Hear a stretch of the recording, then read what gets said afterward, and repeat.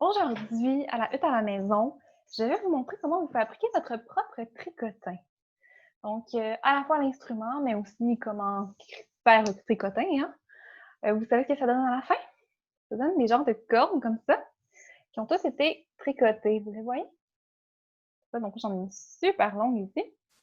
Moi, je vais vous montrer comment faire parce que ça prend un outil spécial pour faire ça. Ça prend un outil que vous pouvez acheter au magasin, mais que vous pouvez aussi très facilement fabriquer par vous-même. Je vous montre à quoi ça ressemble. Celui-là, c'est un qu'on a acheté. Alors, il y a un cercle au centre, c'est fait sur le long. Il y a des petits crochets sur le dessus. C'est grâce à ça qu'on va tricotiner. Je ne sais pas si ça dit. Mais comme vous le voyez, ça ne demande pas grand-chose. Donc, vous pouvez le faire à la maison avec un rouleau de papier de toilette et des bâtonnets de type popsicle. Comme ça ici. Un minimum de 4.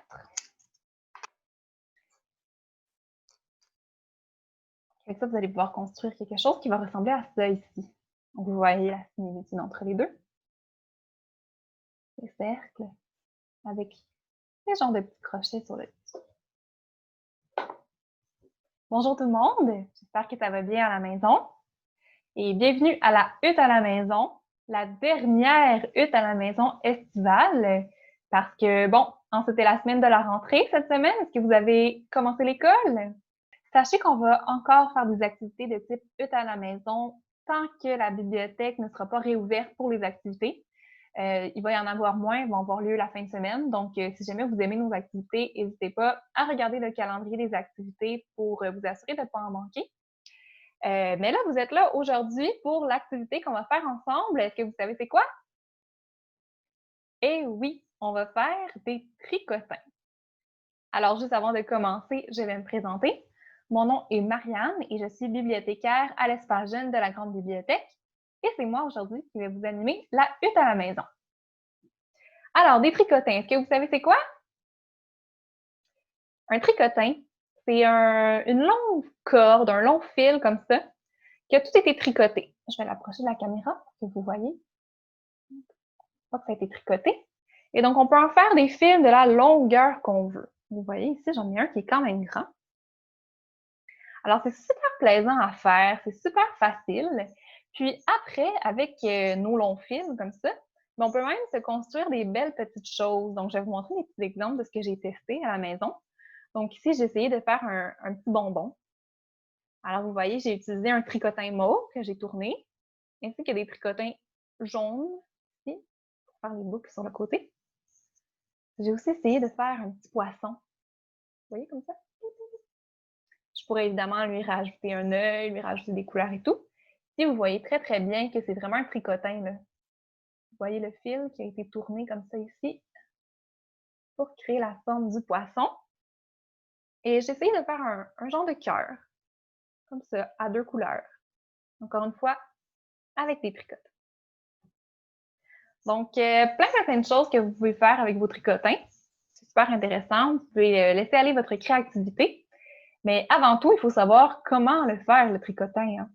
Et pour le faire, ça nous prend un outil spécial. Je vous le montre. C'est possible de l'acheter. Comme ici, j'en ai une version qui ressemble à une abeille. Donc, c'est comme un long tube avec un trou à l'intérieur. Et sur le dessus, ça prend des petits crochets, comme ça ici. Donc, ici, on a un tricotin à 4 crochets. Vous remarquez que c'est assez simple. Donc, c'est possible de le fabriquer à la maison avec du matériel recyclé ou du matériel que vous devriez facilement avoir.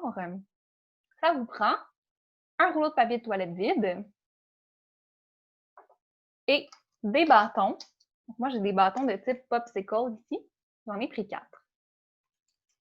Évidemment, vous pouvez en faire avec plus. Ici, j'ai un exemple que j'ai déjà construit de ce qu'on va faire à 4. Mais j'ai aussi essayé d'en faire un à 6 pour voir la différence. Donc, à vous de voir avec ce que vous avez à la maison, ce que vous êtes capable de vous fabriquer. Donc, je répète ce qu'on va faire aujourd'hui. On va se fabriquer notre propre tricotin. Je vais vous montrer comment tricotiner avec votre tricotin. Je vais vous montrer comment le partir, comment le continuer, comment le fermer. Et ensuite, ben, ce sera à vous de tricotiner des longs fils et de fabriquer des jolies petites choses comme celle-ci. On part ça? Vous avez votre matériel? Génial! Alors, on va commencer par prendre notre rouleau de papier de toilette, ainsi qu'un bâtonnet. On va devoir les coller. Donc, si vous avez de la colle, ça peut peut-être fonctionner. De la colle chaude, ça pourrait fonctionner. Moi, j'ai du papier collant ici. Donc, ça, c'est vraiment la manière de faire la plus simple. Alors, je vais me couper 4 morceaux de papier collant. Déjà d'avance, ça va être plus facile. 1, 2, 3 et 4. Si vous vous demandez pourquoi 4, eh bien, c'est parce que je veux coller 4 bâtonnets. Donc, j'aurai besoin de 4 morceaux de papier collant. Alors, où est-ce qu'on le colle? Est-ce qu'on le colle comme ça? Est-ce qu'on le colle comme ça? Est-ce qu'on le colle?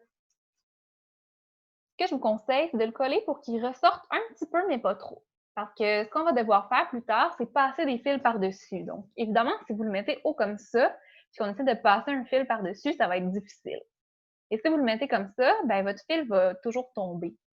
Donc, l'idée, c'est d'avoir assez d'espace pour que ce soit solide, mais pas trop pour qu'on soit capable de passer le fil d'un côté à l'autre du bâtonnet. Je vais utiliser mon papier collant pour coller ce premier bâtonnet. Ensuite, le deuxième, on va venir le positionner en face du premier, environ à la même hauteur. Un morceau de papier collant, colle, ça nous donne ça pour l'instant. Le troisième, assurez-vous que votre papier collant est bien collé, évidemment. Le troisième, on va venir le mettre entre les deux, encore une fois, environ à la même hauteur. Et vous aurez deviné que le quatrième, on va venir le mettre en face du troisième.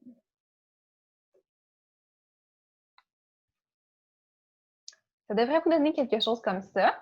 Vous avez vos 4 bâtonnets qui doivent être environ à égale distance l'un de l'autre, à peu près tous de la même hauteur. Mais pour l'instant, les bâtonnets ne sont pas très solides. On les a juste positionnés. On va venir prendre un gros morceau de papier collant, assez pour faire le tour. Et on va venir solidifier notre base. Donc, je vais le faire et je vous le montre à l'instant. J'ai pas pris un papier assez gros.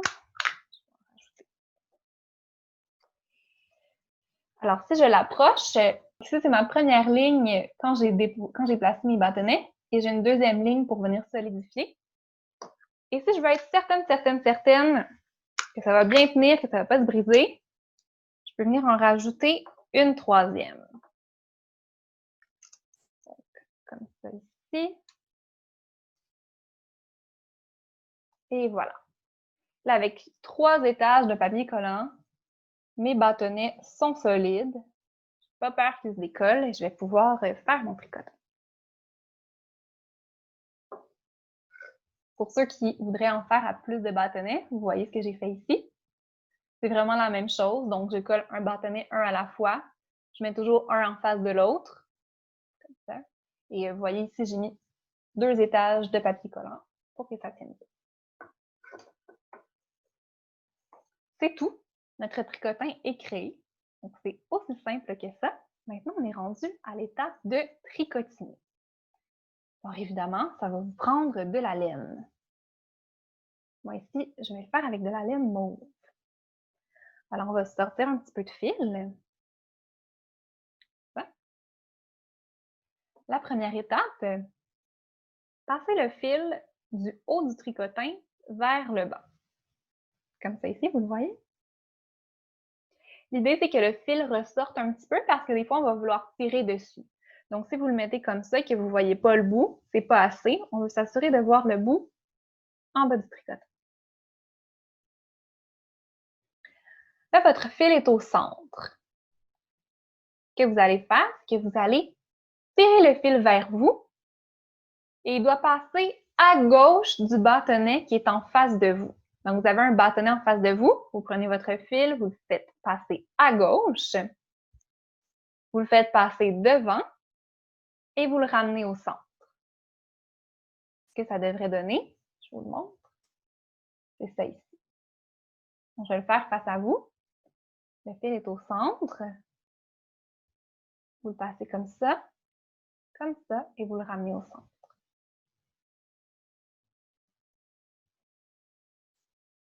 Une fois qu'il est au centre, vous allez vouloir faire la même chose avec le bâtonnet de gauche.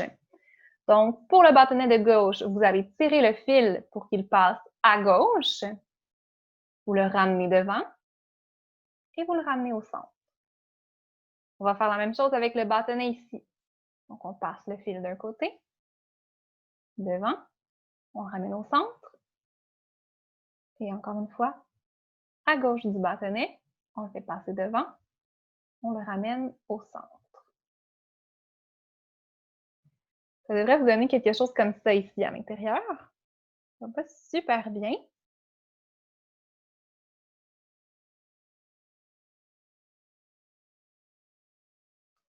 Pour ceux d'entre vous qui connaissaient déjà les tricotins, il y a plusieurs manières de faire la prochaine étape. Moi, je vous montre la plus simple. Donc, vous allez voir si vous regardez d'autres tutoriels sur Internet ou des choses comme ça. Des fois, ils vont vous demander de faire des tours, des fois, ils vont vous demander de passer en dessous, passer par le dessus, à gauche, à droite. Le plus simple, selon moi, c'est tout simplement, à partir de là, de faire des tours à l'extérieur autour des quatre bâtonnets. Donc, présentement, vous devriez avoir sur chacun de vos bâtonnets 2 fils. Vous avez le premier fil, celui qu'on a tourné, et vous avez le grand fil qui fait le tour de tous les bâtonnets. Donc, je vous montre. Vous voyez, là, sur tous mes bâtonnets, j'ai 2 fils. Un en dessous et un en dessous. Celui en dessous, c'est le premier, et celui au-dessus, c'est celui qu'on a tourné, qu'on vient juste de tourner. Et maintenant, tout ce qu'on a à faire, et ça pour le reste du tricotin, c'est de passer le fil qui est en dessous au-dessus de l'autre et de le sortir du bâtonnet. Vous allez faire ça un bâtonnet à la fois. Donc, vous voyez, je vais le mettre ici. Je prends le fil du dessous, je le passe par-dessus le bâtonnet et je le laisse tomber. Et ça me laisse un fil. Je vais faire celui-là ici. Je prends le fil du dessous, je le fais passer au-dessus de mon bâtonnet et je ramène. Comme ça. Alors, quand vous avez fait vos 4 bâtons, il suffit de faire un autre tour et de continuer comme ça. Alors, je prends mon fil du dessous, je le passe au-dessus. Je fais ça pour mes 4 bâtonnets. 3 et 4. Ça va à la maison? Des fois, je vais aussi tirer sur mon fil pour m'assurer que mon tricotin descend bien. 2, 3 et 4. C'est aussi simple que ça. Alors, évidemment, pour la suite, la longueur de votre tricotin, ça dépend de ce que vous voulez faire. Vous pouvez en faire des courts de plein de couleurs pour les mettre ensemble. Vous pourriez vouloir en faire un long pour faire une grosse construction. Pour vous donner une idée, mon petit poisson que j'ai fait en verre, j'avais besoin d'un tricotin de 25 cm. Donc, tout ce que j'avais à faire, c'est tricotiner comme ça. J'avais ma règle à côté et des fois, je calculais la grosseur de mon tricotin. Quand j'ai atteint 25 cm, je l'ai fermé.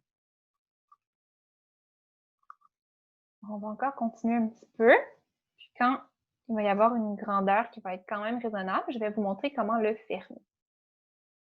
Il y en a parmi vous qui trouvez ça difficile. C'est normal. Au début, ça prend vraiment de la dextérité, puis de la précision.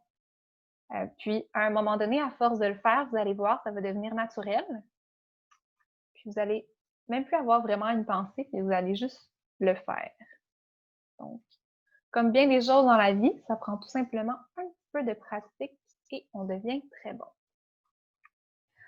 Donc, vous voyez, là, mon tricotin, il est rendu ici là, déjà. Donc, ça veut dire que mon tricotin, il fait à peu près ça de longueur. Alors, disons que je trouve que c'est assez. Je vais utiliser ma paire de ciseaux pour couper le fil. Ici, le fil qui était associé à ma balle de laine. Là, vous avez deux choix. Si à la maison, vous avez une aiguille comme ça, une aiguille à tricot, vous pouvez l'utiliser. Donc, une aiguille à tricot, c'est une grosse aiguille, donc beaucoup plus grosse que lorsqu'on fait de la couture. Elle est en plastique, le bout n'est pas très, très pointu. Et le chat de l'aiguille, le trou ici, est très gros. Donc, il permet facilement de rentrer de la laine et non pas simplement des fils. Donc, vous voyez, je vous montre rapidement. J'ai pas de problème à rentrer de la laine dedans. Donc, si vous avez quelque chose comme ça à la maison, ça peut être utile, mais c'est pas nécessaire. Parce que pour la prochaine étape, fermer notre tricotin, ce que je vais devoir faire, c'est prendre mon fil et le passer en dessous de chaque boucle sur mes bâtonnets. Donc, si vous n'avez pas d'aiguille, vous avez tout simplement à soulever un petit peu la boucle et à passer le fil en dessous. Donc là, vous voyez ici, j'ai pris mon fil par en bas et je l'ai passé en dessous de la boucle. Là, je vais tirer ça ici. Et je vais vouloir faire ça. Je prends la boucle, je la soulève, je passe mon fil en dessous. Je vais vouloir faire ça pour mes 4 bâtonnets. Je vous montre pour ceux qui ont une aiguille à la maison. Pourquoi c'est plus facile. Alors, c'est plus facile avec une aiguille parce que j'ai tout simplement à passer l'aiguille en dessous de la boucle et à tirer. Mais bon, comme je viens de vous montrer, les deux manières de faire sont fonctionnelles. Alors, ma quatrième, je passe ici. Donc, une fois que j'ai passé mon fil dans les 4 boucles, j'ai tout simplement à sortir mon tricotin et à tirer un peu comme ça. Et ça me donne un tricotin. Vous voyez? Est-ce que vous le trouvez différent de celui que je vous ai montré au début? Ouais, hein? Celui que je vous avais montré, il était comme ça ici. Donc, beaucoup plus serré, beaucoup plus petit. En fait, ça, c'est que ça dépend du tricotin que vous utilisez. Alors, pour faire mon long fil, j'avais utilisé le tricotin ici, qui est un tricotin avec un tout petit trou et 4 crochets qui sont rapprochés les uns des autres. Donc, ça a fait un petit tricotin tout mince où les mailles étaient toutes serrées. Tandis qu'ici, le trou est pas mal plus gros, qui fait en sorte que mes crochets sont plus espacés. Si mes crochets sont plus espacés, ça va faire un tricotin qui est plus large et dont les trous vont être plus gros.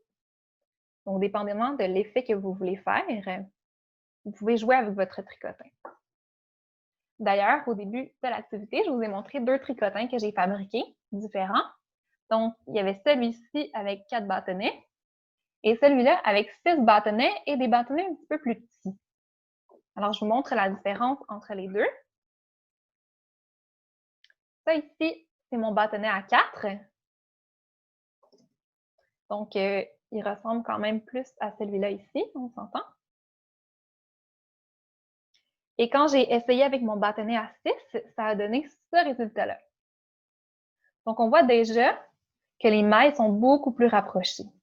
Donc, il y a beaucoup moins de trous à l'intérieur. Et si maintenant je compare celui-là, qui a été fait avec mon tricotin à 6, avec celui-là, qui a été fait avec mon tricotin acheté au magasin, on remarque que celui-là est beaucoup plus mince que celui-ci. Parce que le trou de mon tricotin est plus gros dans l'un que dans l'autre. Ce que ça veut dire, c'est que dépendamment de ce que vous voulez faire, vous pouvez vous construire un tricotin selon vos besoins. Donc, un nombre de bâtonnets différents, une grosseur de cercle. Peut-être qu'à la maison, vous avez d'autres choses que vous pourriez utiliser avec un trou plus gros ou un trou plus petit. N'hésitez pas à faire des tests pour voir le résultat. Aussi, si jamais vous utilisez une laine différente, ça peut avoir un résultat différent. Hein? Si c'est une laine plus épaisse, si c'est une laine plus mince. Donc, c'est vraiment du essai-erreur pour tester plein de choses différentes. Et par la suite, ben, vous pouvez essayer de rassembler vos tricotins pour fabriquer de jolies petites décorations comme celle-ci. Pour ça, ça va vous demander aussi d'apprendre à utiliser l'aiguille à tricot parce que là, vous n'aurez pas vraiment le choix. Si je vous montre le dos de mon poisson, vous allez voir que j'ai cousu le tricotin, comme ça ici, pour qu'il tienne, hein, parce que ça ne tient pas tout seul, ça. Même chose ici, vous allez voir, j'ai cousu le tricotin en spirale pour obtenir le résultat de mon bonbon.